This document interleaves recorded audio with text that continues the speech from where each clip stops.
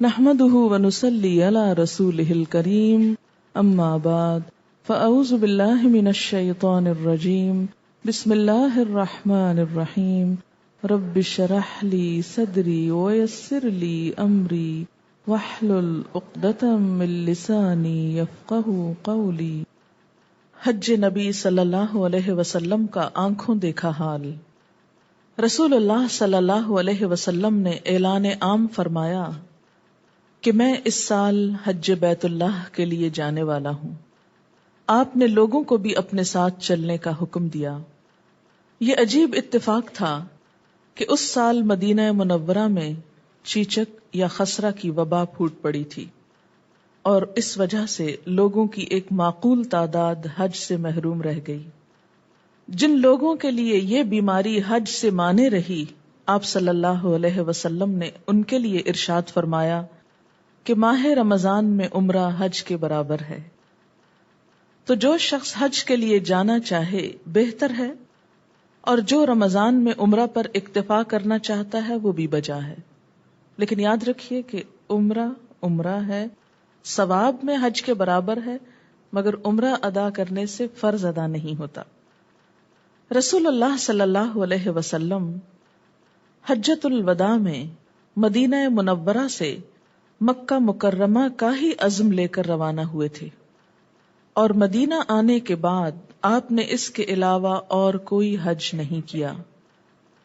آپ صلی اللہ علیہ وسلم نے اپنے اس سفر کے لیے شجرہ والی راہ لی۔ ایک مخصوص راستے کا نام ہے شجرہ والا راستہ۔ اس روز جمعرات تھی اور ماہ ذوالقعدہ کے 6 دن باقی تھے، جبکہ ہجرت کا 10واں سال تھا۔ دن کے اجالے میں سفر شروع ہوا۔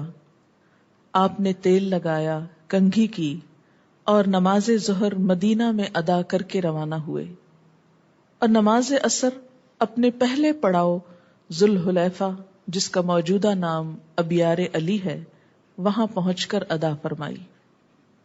جمعہ کی رات وہیں گزاری، یعنی پہلے پڑاؤ پر۔ اس رات آپ اپنی زوجات کے پاس بھی گئے، صبح کو غسل کیا اور نماز فجر پڑھی۔ حضرت عائشہ رضی اللہ تعالی عنہا نے اپنے ہاتھ سے آپ کو زریرہ کی خوشبو لگائی۔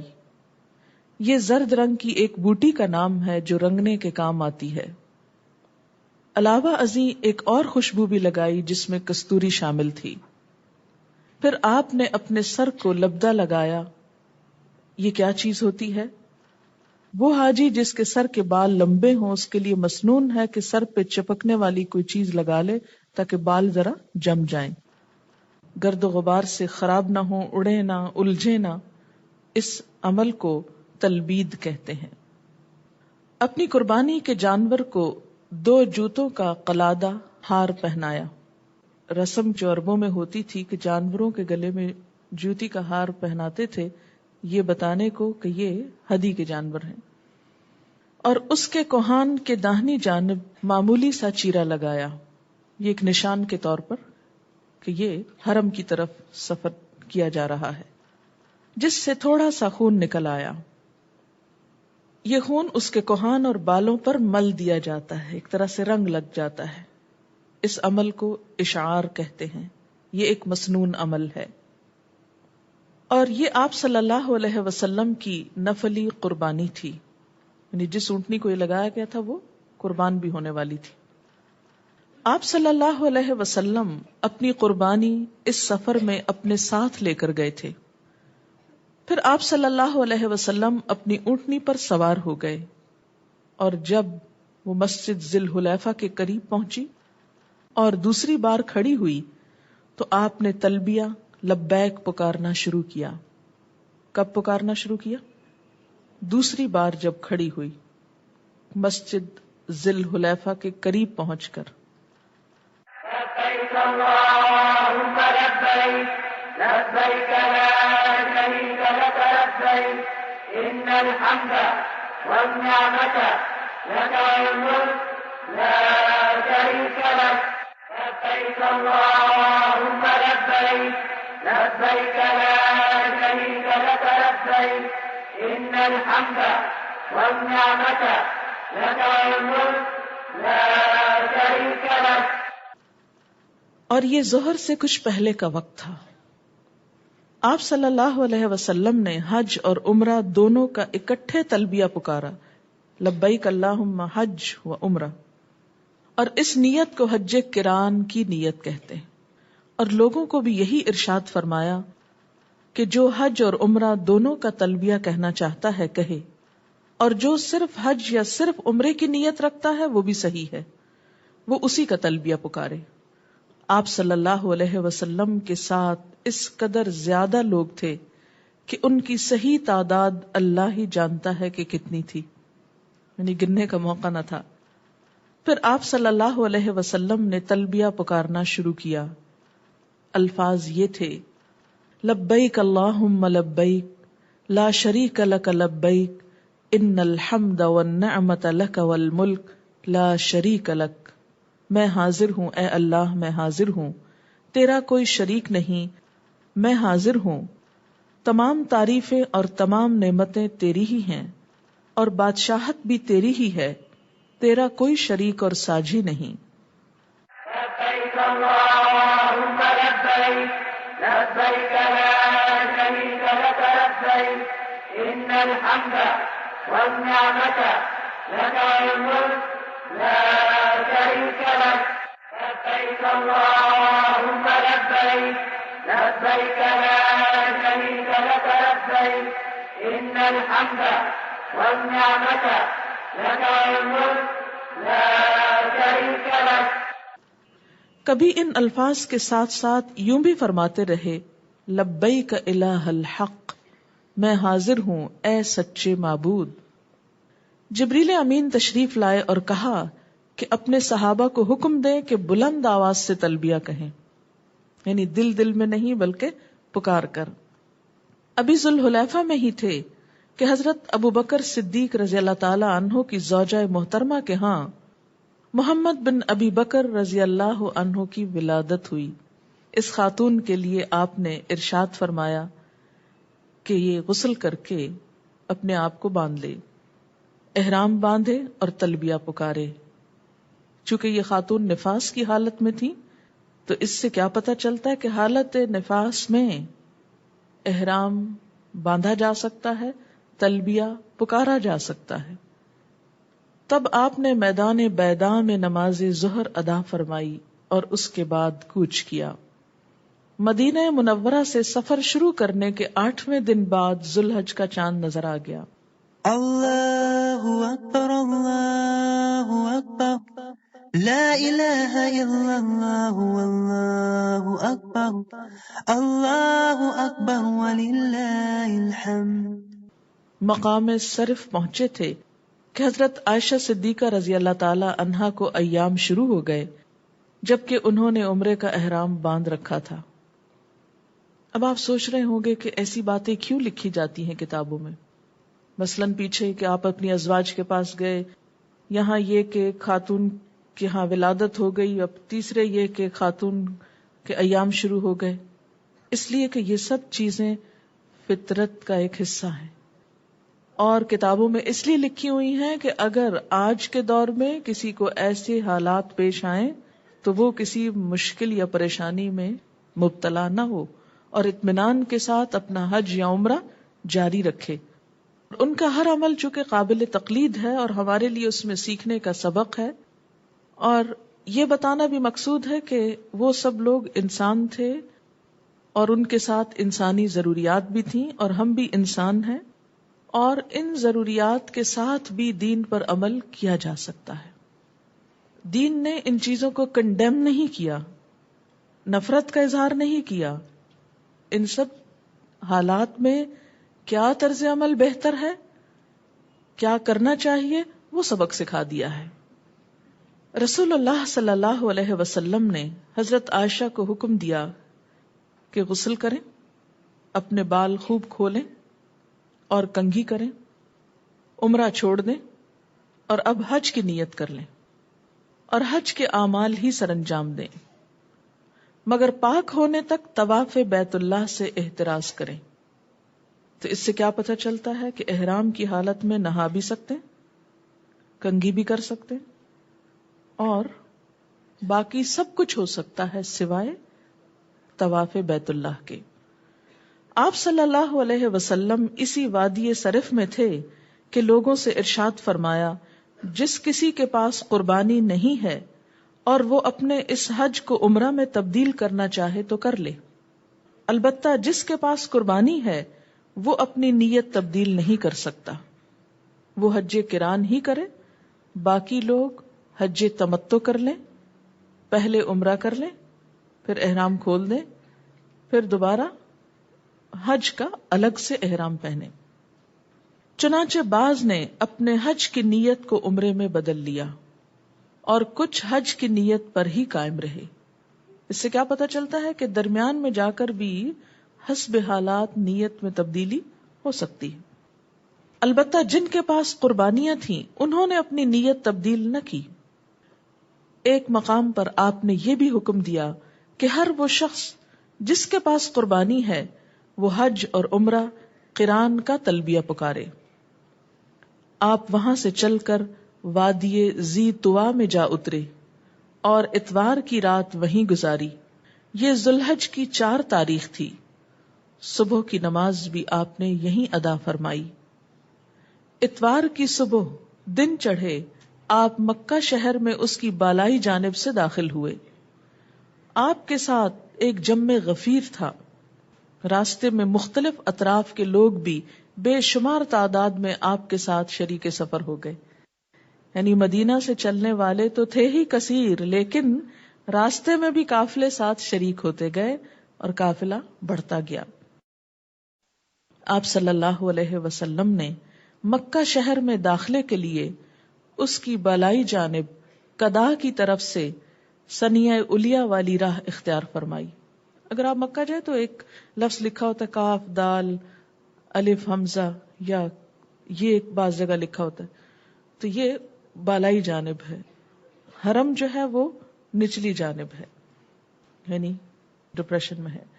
آپ صلی اللہ علیہ وسلم نے بیت اللہ میں آتے ہی حجر اسود کا استلام بوسہ لیا، کعبہ کے گرد 7 چکر لگا کر طواف مکمل فرمایا۔ پہلے 3 چکروں میں رمل یعنی آہستہ آہستہ دوڑنے کا عمل کیا، باقی 4 چکروں میں عام رفتار سے چلے۔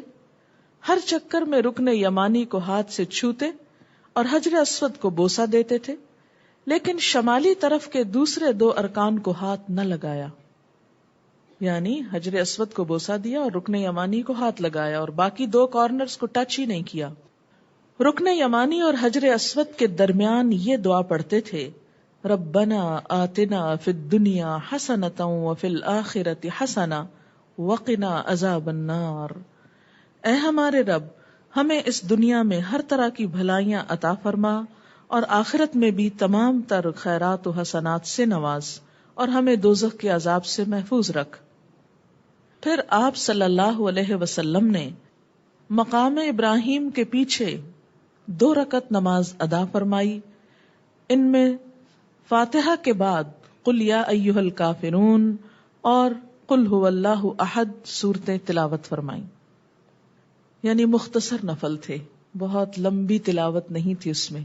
اور یہ بھی ایک اسوہ حسنہ ہے، کیونکہ اتنے رش میں اگر آپ لمبی لمبی صورتیں پڑھنے کھڑے ہو جائیں تو لوگوں کو پریشان کریں گے۔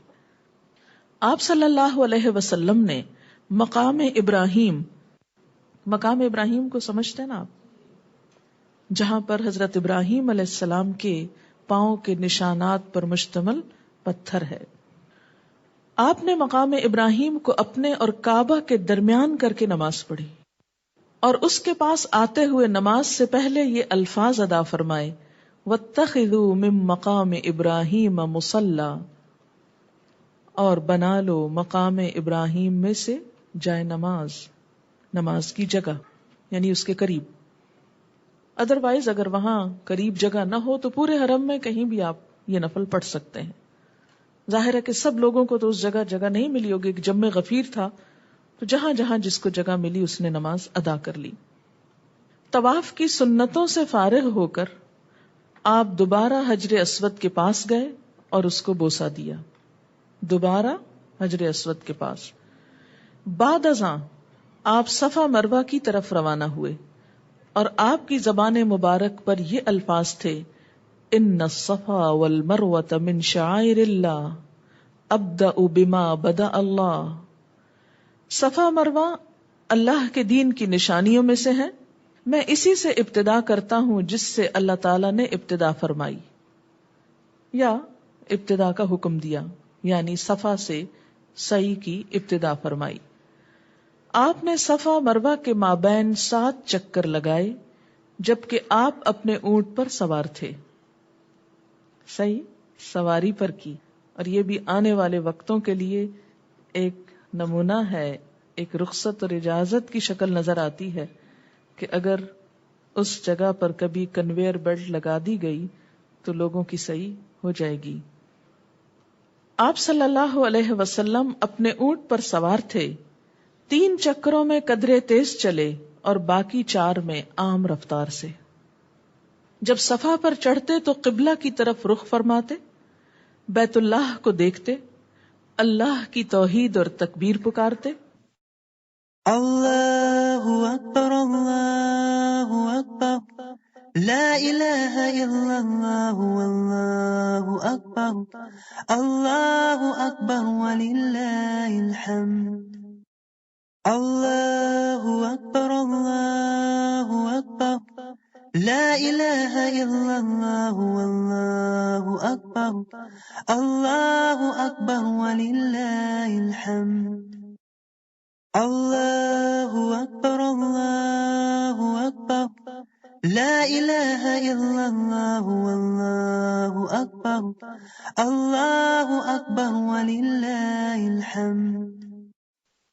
اور یوں کہتے، لا الہ الا اللہ وحدہ انجز وعدہ ونصر عبدہ وہزم الاحزاب وحدہ. اللہ کے علاوہ اور کوئی معبود نہیں، وہ اکیلا ہے، اس نے اپنا وعدہ پورا فرمایا، اپنے بندے کی مدد کی، اور اس اکیلے نے ہی تمام گروہوں کو پسپا کر دیا. اس کے بعد مزید دعا فرماتے، بعد ازاں مروہ پر بھی ایسا ہی کرتے، یعنی جب وہاں جا کے دوسری طرف رکتے مروہ کی طرف تو شروع کرنے سے پہلے یہی دعا پڑھتے. جب طواف کے بعد صفا و مروہ کی سعی بھی مکمل ہو گئی تو آپ نے ان تمام لوگوں کو حکم دیا جو اپنے ساتھ قربانیاں نہیں لائے تھے کہ احرام سے حلال ہو جائیں، احرام کھول دیں. ابتداءً ان کی نیت خواہ حج قران کی تھی یا حج افراد کی، ان کو رخصت ہے کہ خوشبو استعمال کریں، سلا ہوا لباس پہنے یا اپنی بیوی کے پاس جائیں، اور یہ رخصت 8 ذوالحج یوم الترویہ تک ہے. یہ لوگ 8 تاریخ کو حج کے لیے دوبارہ احرام باندھیں گے. اور جن لوگوں کے پاس قربانیاں تھیں انہیں ارشاد فرمایا کہ اپنے اس احرام کی حالت ہی میں رہیں، اور اپنے متعلق وضاحت فرمائی، لیکن میں تو قربانی ساتھ لایا ہوں، حلال نہیں ہو سکتا حتیٰ کہ قربانی کر لوں. حضرت ابوبکر صدیق، حضرت طلحہ، زبیر، عمر، حضرت علی رضی اللہ تعالی عنہم اجمعین اور دیگر بہت سے اصحاب کرام جو قربانیاں ساتھ لائے تھے وہ بھی حالت احرام ہی میں رہے اور حلال نہیں ہوئے. امہات المومنین کے ساتھ قربانیاں نہیں تھیں، چنانچہ وہ حلال ہو گئیں، جبکہ ابتداً انہوں نے حج و عمرہ قران کی نیت سے احرام باندھا تھا، لیکن چونکہ آپ نے راستے میں اجازت دی تھی کہ جس کی قربانی ساتھ نہیں وہ الگ سے عمرے کی نیت کر سکتا ہے. ایسے ہی حضرت فاطمۃ الزہرا رضی اللہ تعالی عنہا اور حضرت اسماء بنت ابی بکر رضی اللہ تعالی عنہا بھی حلال ہو گئیں، سوائے حضرت عائشہ کے، کیونکہ ان کے ایام شروع ہو گئے تھے. حضرت علی رضی اللہ تعالی عنہ نے جناب فاطمہ رضی اللہ تعالی عنہا کی شکایت کی کہ وہ حلال ہو گئی ہیں تو رسول اللہ صلی اللہ علیہ وسلم نے انہیں بتایا کہ میں نے ہی اسے یہ ہدایت کی ہے. حضرت سراقہ رضی اللہ تعالی عنہ نے، معلوم ہے یہ کون؟ جب آپ ہجرت کر کے جا رہے تھے تو انہوں نے پیچھا کیا تھا. حضرت سراقہ رضی اللہ تعالی عنہ نے حضور صلی اللہ علیہ وسلم سے دریافت کیا کہ یا رسول اللہ صلی اللہ علیہ وسلم، ہمارا یہ عمل یعنی تمتع صرف اسی سال کے لیے خاص ہے یا ہمیشہ کے لیے اس کی رخصت ہے کہ حج اور عمرے کے لیے الگ الگ احرام؟ آپ صلی اللہ علیہ وسلم نے اپنے دونوں ہاتھوں کی انگلیوں کو ایک دوسرے میں ڈالتے ہوئے فرمایا، نہیں نہیں، بلکہ یہ ہمیشہ ہمیشہ کے لیے ہے اور عمرہ حج میں شامل ہو گیا ہے۔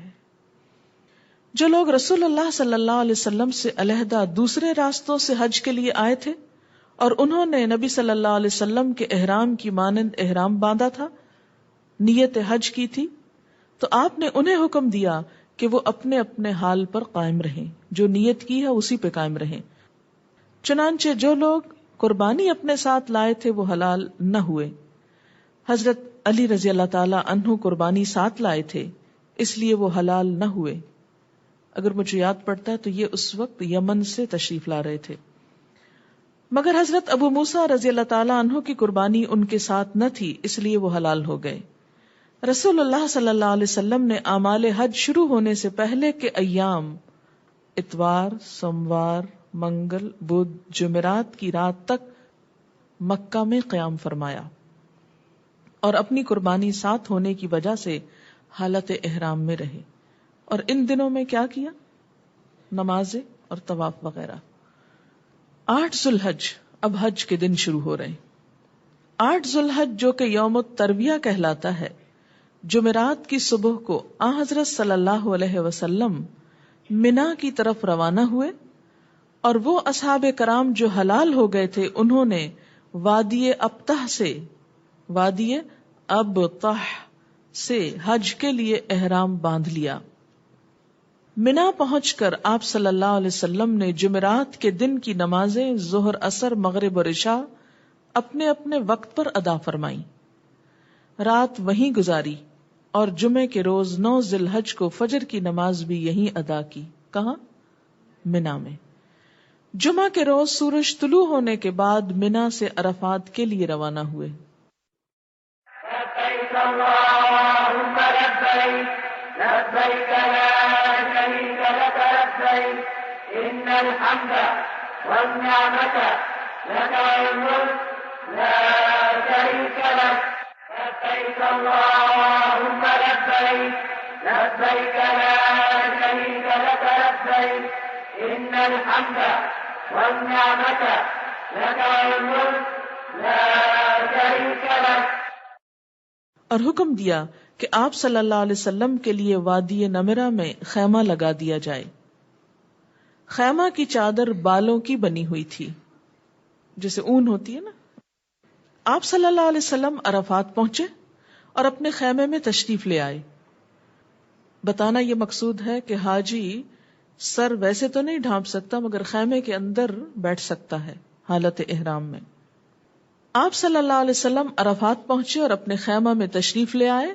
جب سورج ڈھل گیا تو ارشاد فرمایا کہ میری اونٹنی قصوہ تیار کی جائے، چنانچہ اس پر پالان کس دیا گیا اور آپ میدان عرفات میں تشریف لے آئے۔ آپ صلی اللہ علیہ وسلم نے اپنی اونٹنی پر سے ہی خطبہ ارشاد فرمایا تاکہ سب لوگ دیکھ سکیں آپ کو۔ اس میں آپ نے مسلمانوں کے مابین ان کے خون، مال اور عزتوں کے حرام ہونے کا واعظ فرمایا۔ اب یہ دیکھیے اسلام کا حسن کہ سب لوگ جمع ہوئے ہیں اللہ کی عبادت کے لیے، اور ان کا دھیان کدھر موڑ دیا گیا؟ انسانوں کے حقوق ادا کرنے کی طرف۔ اس سے کیا پتہ چلتا ہے کہ اسلام میں حقوق اللہ اور حقوق العباد ساتھ ساتھ ہیں۔ عین عبادت کے موقع پر بھی حج کے دن کس چیز کی تلقین کی جا رہی ہے؟ کسی کا خون نہ بہانا، کسی کا مال نہ لوٹنا، کسی کی عزت پہ حملہ نہ کرنا، جاہلی امور کے مٹائے جانے کی خبر دی، یعنی دور جاہلیت کی رسمت کو ختم کیا اور بتایا کہ جاہلیت کا سود ختم ہے۔ اسی طرح عورتوں کے بارے میں بھی وصیت فرمائی کہ ان کے ساتھ حسن سلوک کا معاملہ کیا جائے۔ یہاں بھی عورتوں کے حقوق کو نہیں بھولے۔ ام الفضل رضی اللہ تعالی عنہا نے اسی کیفیت میں آپ کی خدمت میں دودھ کا ایک پیالہ بھجوایا تو آپ نے اسے برسر عام اونٹنی پر بیٹھے ہوئے نوش فرمایا۔ اس طرح سب کو معلوم ہو گیا کہ آپ روزے سے نہیں۔ اور یہ وضاحت اس لیے ضروری تھی کہ عام حالات میں جو لوگ حج نہ کر رہے ہوں ان کو روزہ رکھنا چاہیے، نفل روزہ ہے۔ بہت ہی ثواب کا کہ 2 سال کے گناہ اس سے معاف ہوتے ہیں، ایک پچھلے اور ایک اگلے. لیکن حج پر موجود لوگوں کو یہ روزہ نہیں رکھنا ہوتا. بعد ازاں آپ نے بلال رضی اللہ تعالی عنہ کو حکم دیا، انہوں نے آذان پڑھی، پھر اقامت کہی، اور آپ صلی اللہ علیہ وسلم نے ظہر اور عصر کی نمازیں جمع کر کے قصر کی اور ادا فرمائیں، اور ان کے مابین کوئی سنت یا نفل وغیرہ نہیں پڑھے. آذان 1 اور اقامتیں 2 کہی گئیں. 2 اقامتوں کا مطلب کیا ہے؟ پہلے ظہر کی نماز کے لیے اقامت کہی گئی، پھر اس کے بعد کوئی نفل سنت بیچ میں نہیں، دوبارہ عصر کے لیے اقامت کہی گئی. یہ قصر بھی تھی اور جمع بھی تھی. نماز کے بعد آپ اپنی سواری پر سوار ہو گئے اور مقام وقوف پر تشریف لے گئے اور اپنا رخ قبلے کی طرف فرما لیا. سواری پہ سوار ہو گئے اور مقام وقوف پر تشریف لے گئے، یعنی جہاں حج کے لیے کھڑا ہونا ضروری ہے. وہ ایک خاص ایریا ہے، اگر اس کے باہر کوئی کھڑا ہوتا ہے تو حج نہیں ہوتا. اور دعا و مناجات میں مشغول ہو گئے، نماز پڑھ کر دعاؤں میں مشغول ہو گئے، کیونکہ وقوف عرفات زوال کے بعد شروع ہوتا ہے، صبح میں نہیں ہوتا. اسی اثناء میں ایک آدمی اپنی سواری سے گر کر فوت ہو گیا اور وہ حالت احرام میں تھا. آپ صلی اللہ علیہ وسلم نے ارشاد فرمایا کہ اسے اس کے انہی کپڑوں ہی میں کفن دیا جائے، کیونکہ احرام بھی تو کفن سے ملتی جلتی چیز ہے نا. خوشبو نہ لگائی جائے اور اس کا سر بھی نہ ڈھانپا جائے. آپ صلی اللہ علیہ وسلم نے مزید خبر دی کہ قیامت کے دن یہ شخص لبیک پکارتا ہوا اٹھے گا. لبیک اللہم لبیک لبیک لا شریک لک لبیک ان الحمد والنعمت لک والملک لا شریک لک لبیک اللہم لبیک لبیک لا شریک لک لبیک ان الحمد والنعمت لک والملک لا شریک لک. کیونکہ جس حال میں انسان کی موت ہوگی اسی حال میں انسان قیامت کے دن اٹھے گا، یعنی جو آخری عمل ہوگا ایک طرح سے اس کے ساتھ ابتدا ہوگی. کسی کی سجدے میں جان گئی، یا قرآن پڑھتے ہوئے، یا احرام پہنے ہوئے، یا کوئی اور نیکی کا کام کرتے ہوئے، تو اسی طرح انسان اٹھے گا. نجد کے لوگوں نے آپ سے حج کے مسائل دریافت کیے تو آپ نے وقوف عرفہ کے متعلق فرمایا کہ یہ واجب ہے اور اس کا وقت بھی متعین فرمایا. واجب سے مراد یہ کہ فرض ہے، لازم ہے، اس کے بغیر حج نہیں ہوتا. نیز لوگوں کو یہ پیغام بھی بھجوایا کہ میدان عرفات میں اپنے اپنے پڑاؤ پر ہی وقوف کریں، یعنی ضروری نہیں کہ سب ایک خاص جگہ پر جمع ہوں، جہاں جہاں خیمے لگے ہیں، جہاں جہاں لوگ بیٹھے ہیں وہیں پر کھڑے رہیں. آپ صلی اللہ علیہ وسلم ظہر کے بعد سے لے کر شام تک دعا اور مناجات میں مشغول رہے، اور یہ کئی گھنٹے کا وقت ہو جاتا ہے. یہ سارا وقت کس میں گزارنا چاہیے؟ دعاؤں میں، آہوزاریوں میں، نہ کہ ادھر ادھر کی باتوں اور کھانے پینے اور سونے اور آرام کرنے میں. لائف ٹائم ایکسپیرینس ہوتا ہے. اگرچہ تھکاوٹ، گرمی، بھوک، پریشانی ہوتی ہے، لیکن ان سب چیزوں کو کنٹرول کر کے نبی صلی اللہ علیہ وسلم کی سنت میں اس وقت کو زیادہ سے زیادہ دعا میں گزارنا چاہیے. اب کوئی اور نفل نہیں پڑے جاتے، یہ یاد رکھیے، کیونکہ عصر کی نماز ہو چکی، نفل نہیں ہوں گے، صرف دعائیں. حتیٰ کہ سورج غروب ہو گیا اور یہ جمعہ کا دن تھا. جب شفق کی زردی ختم ہو گئی تو آپ نے حضرت اسامہ بن زید رضی اللہ تعالی عنہ کو اپنے ساتھ سواری پر بٹھا لیا اور عرفات سے روانہ ہوئے. آپ نے اپنی سواری کی باگ بڑی سختی سے کھینچ رکھی تھی. کیوں؟ تاکہ وہ بھاگ کر ادھر ادھر اور لوگوں کو تکلیف نہ دے، اور اسی کیفیت میں سفر جاری رہا، یعنی بہت باوقار طریقے سے. راستے میں آپ لوگوں کو پرسکون رہنے کی تلقین فرماتے رہے کہ پینک نہ ہو، بھگدڑ نہ مچاؤ، امن سے امن سے. کیونکہ جب بہت ہجوم ہوتا ہے تو عموماً لوگ پریشان ہو جاتے ہیں اور ہر ایک دوسرے سے آگے نکلنے کی کوشش کرنے لگتا ہے کہ جلدی آزمائش ختم ہو. لیکن کیا فرمایا کہ پرسکون رہو. گھاٹی کے پاس آ کر آپ صلی اللہ علیہ وسلم سواری سے اترے، حاجت پوری کی، وضو فرمایا، اور جناب اسامہ رضی اللہ تعالی عنہ سے فرمایا کہ نماز کا مقام آگے ہے، یعنی وضو تو کر لیا لیکن وہی نماز نہیں پڑھی. پھر سوار ہوئے اور مزدلفہ پہنچ گئے. یہ ہفتے کی رات تھی. مزدلفہ آ کر آپ نے وضو فرمایا، مغرب اور عشاء کی نمازیں ایک اذان اور 2 تکبیروں کے ساتھ جمع کر کے پڑھی. ان کے مابین کوئی سنتیں نفل وغیرہ نہیں پڑے اور نہ ہی کوئی خطبہ ارشاد فرمایا. پھر آپ صلی اللہ علیہ وسلم آرام کرنے کی غرض سے لیٹ گئے حتیٰ کہ فجر ہو گئی. کتنا دین فطرت ہے نا. یہ نہیں کہا کہ اب پھر عبادت کرو، اب پھر شب بیداری کرو، اب جاگو، کیونکہ یہ انسانی استطاعت سے باہر ہے. اب سونا بھی عبادت ہے تاکہ آئندہ پھر عبادت کے لیے تازہ دم ہو جائیں. وَجَعَلْنَا نَوْمَكُمْ سُبَاتًا وَجَعَلْنَا اللَّيْلَ لِبَاسًا. تھکاوٹ کاٹنے کا ذریعہ بنایا ہے نیند کو. دن میں خوب خوب دعائیں کی لیکن عشاء کے بعد سو گئے حتیٰ کہ فجر ہو گئی. تب آپ نے لوگوں کے ساتھ مل کر نماز فجر ادا فرمائی اور یہ ہفتہ کا دن اور ذوالحج کی 10ویں تاریخ تھی. یہی یوم النحر اور عید الاضحیٰ کا دن ہے. اللہ اکبر اللہ اکبر لا الہ الا اللہ واللہ اکبر اللہ اکبر وللہ الحمد. اللہ اکبر اللہ اکبر لا الہ الا اللہ واللہ اکبر اللہ اکبر وللہ الحمد. اللہ اکبر اللہ اکبر لا الہ الا اللہ واللہ اکبر اللہ اکبر وللہ الحمد. حضرت عروہ الطائی رضی اللہ تعالی عنہ نے ایک سوال کیا تو حضور صلی اللہ علیہ وسلم نے فرمایا، جس نے مزدلفہ میں فجر کی نماز پا لی اس نے حج پا لیا. اس سے کیا پتہ چلتا ہے کہ عرفات کا وقوف جو ہے اس کے اثرات مزدلفہ کی رات تک جاتے ہیں. امہات المومنین میں سے حضرت سودا، ام حبیبہ اور ام سلمہ رضی اللہ تعالی عنہن نے آپ سے اجازت چاہی کہ رات کو ہی مزدلفہ سے منا روانہ ہو جائیں، تو آپ صلی اللہ علیہ وسلم نے انہیں اور دیگر کمزور لوگوں کو رخصت عطا کر دی کہ مزدلفہ میں وقوف کر لینے کے بعد رات کو ہی منا جا سکتے ہیں. اور ایسا کیوں کیا؟ تاکہ دوسرے لوگوں کے لیے بھی ایک سہولت ہو جائے.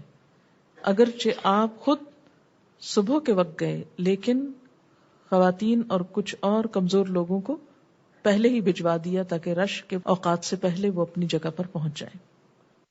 خواتین کو اجازت دی کہ منا پہنچ کر رات کو ہی رمی جمار سے فارغ ہو جائیں، لیکن مردوں کو یہ رخصت نہ دی. آپ صلی اللہ علیہ وسلم نماز فجر ادا کر لینے کے بعد المشعر الحرام کے پاس تشریف لے آئے اور قبلہ رخ ہو کر دعا اور مناجات اور تکبیر و تحلیل میں مشغول ہو گئے اور سورج طلوع ہونے سے پہلے ہی وہاں سے روانہ ہو گئے. یہاں سے آپ نے جناب فضل بن عباس کو اپنے ساتھ سواری پر بٹھا لیا، جبکہ اسامہ رضی اللہ تعالی عنہ قریش کے پہلے جانے والے لوگوں کے ساتھ روانہ ہو گئے. یہیں قبیلہ بنو خثعم کی ایک خاتون نے آپ سے دریافت کیا کہ آیا میں اپنے والد کی طرف سے حج کر سکتی ہوں؟ آپ صلی اللہ علیہ وسلم نے فرمایا، ہاں تم اپنے والد کی طرف سے حج کر سکتی ہو. آپ نے اپنی اونٹنی کو حرکت دی اور منا کی راہ میں جب وادی محصر کے دامن میں پہنچے تو درمیان والی راہ اختیار فرمائی جو جمرہ کبریٰ پر آ نکلتی ہے. منا پہنچتے ہی جمرہ کبریٰ پر تشریف لے آئے، یہی جمرہ عقبہ کہلاتا ہے. آپ صلی اللہ علیہ وسلم نے نیچے کی جانب سے اسے کنکریاں ماری جبکہ سورج اونچا آ چکا تھا. منا میں جہاں آپ کھڑے تھے وہیں سے حضرت ابن عباس رضی اللہ تعالی عنہ نے آپ کے لیے چھوٹی چھوٹی کنکریاں چنی تھی. آپ صلی اللہ علیہ وسلم نے حکم دیا کہ جمرات کو مارنے کے لیے کنکریاں اس طرح کی چھوٹی چھوٹی ہونی چاہیے، بڑے ڈھیلوں یا پتھروں سے منع فرما دیا، کیونکہ دین میں غلو کرنا اور حد سے بڑھنا جائز نہیں۔ آپ صلی اللہ علیہ وسلم نے اپنی سواری پر سے ہی جمرہ عقبہ کو 7 کنکریاں ماری، ہر کنکری کے ساتھ اللہ اکبر کہتے تھے اور اس کے ساتھ ہی تلبیہ پکارنا موقوف کر دیا، یعنی تلبیہ بولنا ختم کر دیا۔ جمرہ کو کنکریاں مارے جانے تک آپ منا میں ہی رہے۔ حضرت بلال رضی اللہ تعالیٰ عنہ اور حضرت اسامہ رضی اللہ تعالیٰ عنہ دونوں کو آپ کی خدمت کا موقع میسر آیا۔ ایک نے اونٹنی کی باگ تھامی ہوئی تھی تو دوسرے نے آپ کے سر پر ایک کپڑے سے سایہ کر رکھا تھا کہ گرمی سے بچاؤ رہے۔ آپ نے اس دن یوم النحر 10 ذو الحج بروز ہفتہ خطبہ بھی ارشاد فرمایا۔ اس میں انہی امور کا تذکرہ تھا جو کہ عرفات میں ارشاد ہوئے، تاکہ تاکید ہو جائے۔ آپ نے مکہ مکرمہ کی حرمت کا بھی بیان فرمایا۔ رمی کے بعد آپ قربان گاہ کی طرف تشریف لے آئے۔ یہاں آپ نے 100 اونٹ نہر کیے، 100 اونٹ، ان میں سے 63 تو آپ نے اپنے دست مبارک سے خود نہر فرمائے، اور باقی کے متعلق حضرت علی رضی اللہ تعالی عنہ کو حکم دیا کہ وہ نہر کریں۔ یہ قربانیاں کچھ تو آپ صلی اللہ علیہ وسلم مدینہ منورہ سے اپنے ساتھ لائے تھے، کچھ حضرت علی رضی اللہ تعالی عنہ یمن سے لے کر پہنچے تھے۔ پھر آپ صلی اللہ علیہ وسلم نے اپنا سر منڈایا اور بال مبارک آدھے تو حضرت ابو طلحہ کو عنایت فرما دیے اور باقی دیگر صحابہ کرام میں تقسیم کر دیے، اور ان کے حصے میں 1-1 2 بال آئے۔ اپنی زوجات کی طرف سے آپ نے گایوں کی قربانی دی، اور ان میں سے جنہوں نے عمرہ کیا ان کی طرف سے بھی 1 گائے ذبح فرمائی۔ مزید 2 چتکبرے مینڈھے بھی آپ نے ذبح کیے۔ یہ سب کچھ الگ الگ اس لیے کہ اس بات کا علم ہو جائے کہ یہ سب جائز ہے، درست ہے۔ اصحاب کرام میں سے کچھ نے اپنے سر کے بال منڈائے، کچھ نے کتروائے، یعنی ٹرمنگ کرائی، پورے نہیں منڈوائے۔ آپ نے سر منڈوانے والوں کے لیے 3 بار دعائے مغفرت کی اور دوسروں کے لیے 1 بار۔ قربان کیے گئے اونٹوں کے متعلق فرمایا کہ ان میں سے ہر ایک سے گوشت کا 1 ٹکڑا لیا جائے، یعنی جتنے اونٹ قربان کیے تھے ان سب میں سے 1 ٹکڑا لیا۔ یہ کیوں؟ تاکہ پتہ چلے کہ قربانی کا گوشت کھانا چاہیے اور کھانا درست ہے، کہیں صدقہ سمجھ کر اس کو دور نہ کر دیا جائے۔ چنانچہ اسے ایک دیگچے میں ڈال کر پکایا گیا تو آپ صلی اللہ علیہ وسلم اور حضرت علی رضی اللہ تعالی عنہ نے اسے مل کر کھایا اور شوربہ نوش فرمایا۔ آپ نے حضرت علی رضی اللہ تعالی عنہ کو بھی ان قربانیوں میں اپنا حصہ دار بنایا کہ اپنی طرف سے اور ان کی طرف سے بھی ان کو ذبح فرمایا۔ آپ نے حکم دیا کہ ان قربانیوں کا گوشت، ان کے چمڑے اور ان کے جھول وغیرہ سب کچھ تقسیم کر دیے جائیں، اور قصاب کو مزدوری میں ان میں کچھ نہ دیا جائے، یعنی قربانی کے جانوروں کے کھال، بال وغیرہ سب کچھ صدقہ، کوئی حصہ اس کا اجرت یا مزدوری کے طور پر نہ دیا جائے۔ ان کی مزدوری آپ صلی اللہ علیہ وسلم نے اپنی طرف سے خود ادا فرمائی۔ آپ صلی اللہ علیہ وسلم نے لوگوں سے فرمایا کہ مجھ سے حج کا طریقہ خوب اچھی طرح سمجھ لو، شاید میں اس سال کے بعد حج نہ کر سکوں۔ آپ نے بتایا کہ میدان عرفات سارے کا سارا مقام وقوف ہے سوائے دامن ارنا کے، اس طرح مزدلفہ سارے کا سارا مقام وقوف ہے سوائے وادی محصر کے، اور منا سارے کا سارا قربان گاہ ہے، نیز مکہ کی گلیاں راستے بھی مقام قربانی ہے، یعنی اگر منا کے اندر کوئی نہیں کر پایا اور باہر کیا تو ہو گئی قربانی۔ طواف افاضہ کے لیے جانے سے پہلے آپ صلی اللہ علیہ وسلم نے خوشبو لگائی۔ یہ کیا بتانا مقصود تھا کہ جب حجامت کرا لی جائے، بال منڈوا لیے جائیں تو باقی احرام کھول دیا جاتا ہے۔ یہ خوشبو آپ کو حضرت عائشہ رضی اللہ تعالی عنہا نے لگائی، جس میں کستوری شامل تھی، اور یہ ہفتے کا دن تھا۔ پھر آپ اسی ہفتے کے روز ہی مکہ کی جانب سوار ہو چلے۔ چنانچہ وہاں پہنچ کر آپ نے ظہر سے پہلے طواف افاضہ کر لیا۔ چاہے زمزم یعنی زمزم کے کنویں سے پانی کھینچنے والے کے ہاتھ سے ڈول لے کر زمزم پیا، یعنی ڈائریکٹ زمزم پیا، پھر منا کو واپس تشریف لائے اور یہاں آ کر ظہر کی نماز پڑھی. اور ایک بیان یہ بھی ہے کہ ظہر کی نماز آپ نے مکہ میں ہی ادا فرمائی تھی. یہ تھوڑا سا اختلاف کیوں ہو جاتا ہے؟ ہو سکتا ہے آپ نے طواف کے نفل ادا کی ہوں, لوگوں نے یہ سمجھا ہو کہ شاید یہ ظہر ہوئی, کیونکہ اتنے بڑے کراؤڈ میں بعض اوقات ہر چیز ڈائریکٹ دیکھنے کا موقع نہیں ملتا, تو روایات میں بعض اوقات ایسی چیز آ جاتی. اسی روز حضرت ام سلمہ رضی اللہ تعالی عنہا نے اپنے اونٹ پر سوار ہو کر لوگوں کے پیچھے سے بیت اللہ کا طواف کیا. وہ کچھ بیمار تھیں. اس سے بھی کیا رخصت پتہ چلتی ہے کہ اگر کوئی شخص پیدل طواف نہیں کر سکتا تو سواری پر بھی طواف کیا جا سکتا ہے. اور رسول اللہ صلی اللہ علیہ وسلم نے انہیں اس بات کی اجازت دی. اسی روز حضرت عائشہ رضی اللہ تعالی عنہا نے بھی بیت اللہ کا طواف کیا کہ وہ اس روز ماہانہ ایام سے پاک ہوئی تھی, جبکہ عرفہ کے روز وہ حائضہ تھی. حضرت صفیہ رضی اللہ تعالی عنہا نے بھی اس روز طواف کر لیا. بعد ازاں منا سے کوچ کی رات ان کے ایام شروع ہوئے. جب آپ صلی اللہ علیہ وسلم منا پہنچے تو لوگوں نے آپ سے مختلف سوالات دریافت کیے. اس سے کیا پتہ چلتا ہے؟ منا میں ایک تو وقت بہت ہوتا ہے, تو کچھ نہ کچھ علم کی بات وہاں ہونی چاہیے. یہ بھی ایک سنت ہے کہ رمی جمار, سر منڈانے, قربانی کرنے یا طواف افاضہ میں کچھ تقدیم و تاخیر ہو گئی ہے. کیا مانا کہ کسی کی قربانی پہلے ہو گئی اور حجامت بعد میں, کسی نے حجامت پہلے کرا لی اور قربانی بعد میں, کسی نے طواف پہلے کر لیا اور رمی بعد میں. تو یہ آگے پیچھے جو چیزیں ہو گئیں تو اس کے بارے میں لوگ پریشان تھے کہ معلوم نہیں سیکوینس کے بدلنے سے ریچولز ادا ہوئے کہ نہیں. تو آپ نے کیا فرمایا؟ لا حرج, اس میں کوئی حرج نہیں. آپ صلی اللہ علیہ وسلم نے ہفتہ کا یہ بقیہ دن, پھر اتوار کی رات اور اتوار کا دن 11 ذوالحج, سموار کی رات اور سموار کا دن 12 ذوالحج, منگل کی رات اور منگل کا دن 13 ذوالحج, یعنی ایام تشریق منا ہی میں گزارے.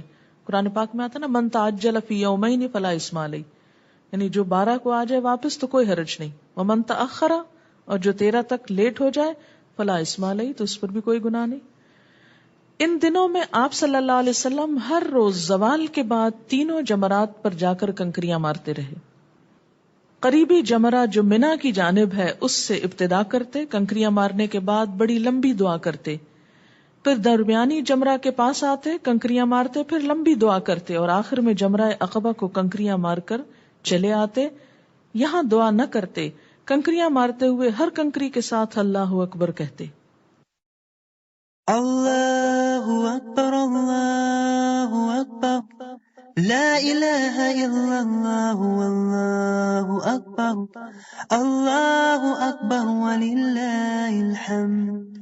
اللہ اکبر اللہ اکبر لا الہ الا اللہ واللہ اکبر اللہ اکبر وللہ الحمد.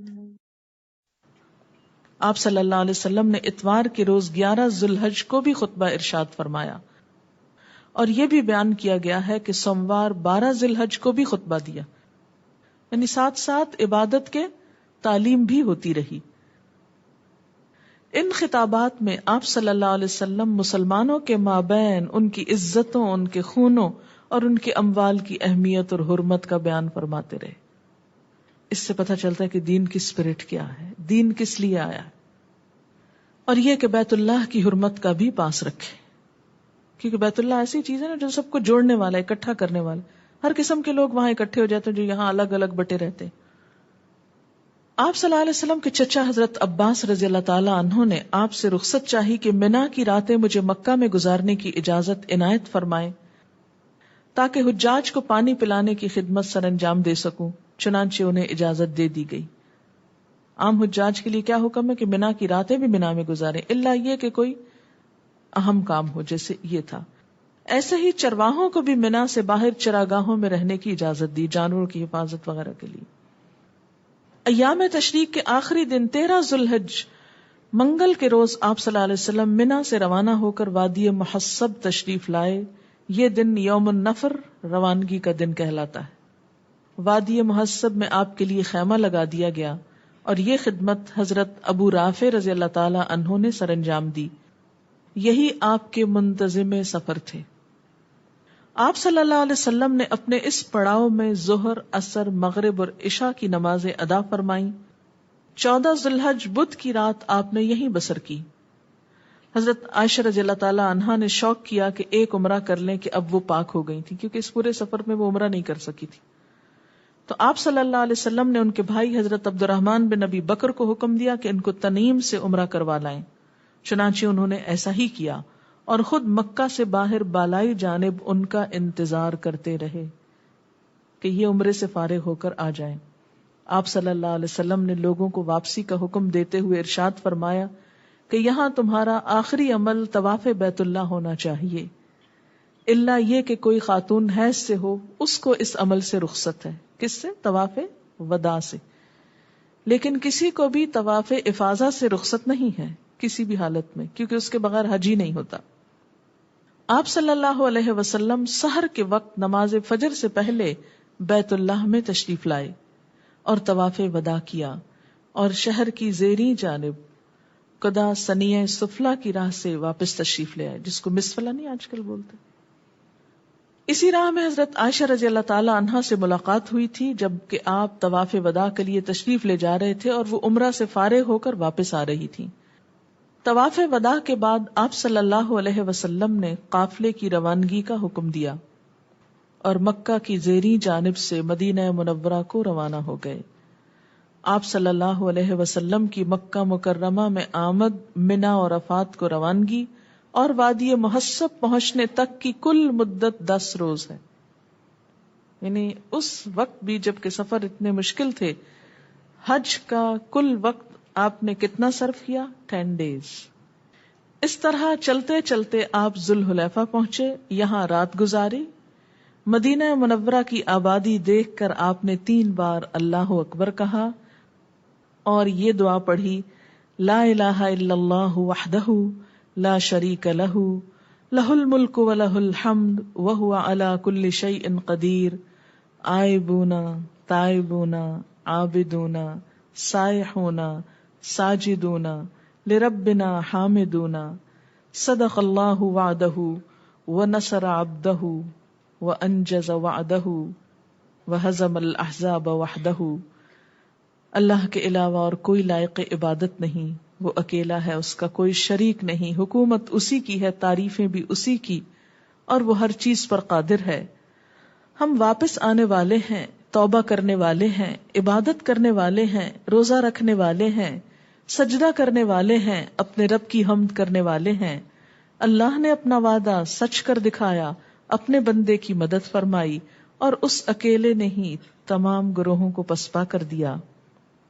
پھر آپ صلی اللہ علیہ وسلم دن چڑھے المعرس کی راہ سے اپنے شہر مدینہ منورہ میں تشریف لے آئے صلی اللہ علیہ وسلم، اور یہ حج مکمل ہوا۔ کتنا سمپل اور صاف ستھرا طریقہ ہے، وہ بڑی بڑی کتابوں کی ضرورت نہیں۔ یہ ایک نظم ہے بڑی اچھی، یہ حضرت سید نفیس الحسینی کی ہے۔ انہوں نے حج کرنے کے بعد یہ شعر بولے ہیں، لیکن اگر آپ کو سمجھ میں آئے تو میں سنا دیتی ہوں۔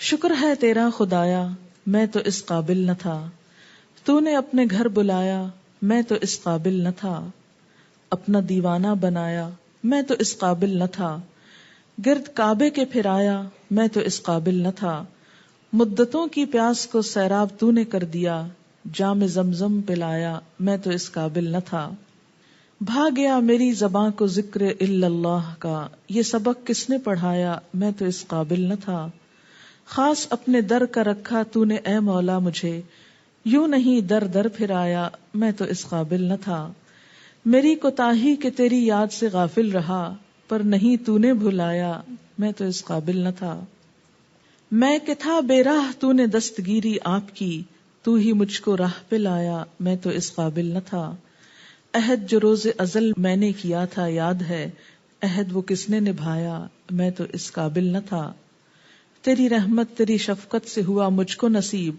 گنبد خضرا کا سایہ، میں تو اس قابل نہ تھا، میں نے جو دیکھا سو دیکھا بارگاہ قدس میں، اور جو پایا سو پایا، میں تو اس قابل نہ تھا، بارگاہ سید الکونین صلی اللہ علیہ وسلم میں آ کر نفیس سوچتا ہوں کیسے آیا، میں تو اس قابل نہ تھا۔ وآخر دعوانا ان الحمد للہ رب العالمین۔ سبحانک اللہم وبحمدک نشہد ان لا الہ الا انت نستغفرک ونتوب الیک۔ والسلام علیکم ورحمۃ اللہ وبرکاتہ۔